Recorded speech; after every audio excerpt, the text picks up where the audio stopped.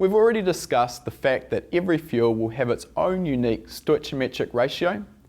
By now you should also understand the lambda and AFR scales of your wideband meter and understand the effect of the stoichiometric AFR setting on the reading if you choose to use the AFR scale.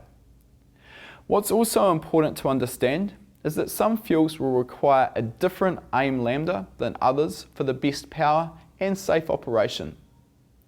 Let's take for example pump gas in E85.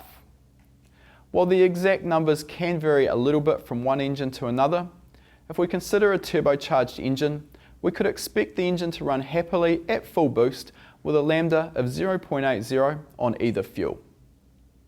Likewise, both fuels will happily cruise at lambda 1.0, which is 14.7 to 1 and 9.8 to 1 respectively. I've found similar results for most of the commercially available fuels I've tuned on, including VP C16, Q16 and VP 109 among others. That doesn't mean it's always the case though, and one fuel that really stands out is methanol.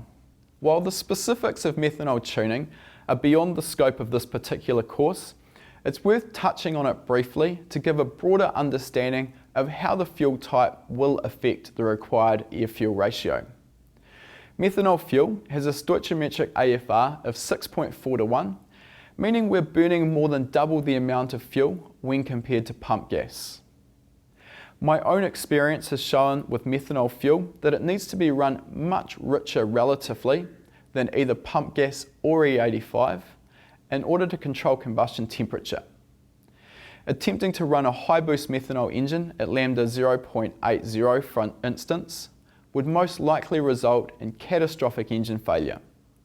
From my own experience, I've found a lambda of around 0.68 is where methanol needs to be run on a turbocharged application.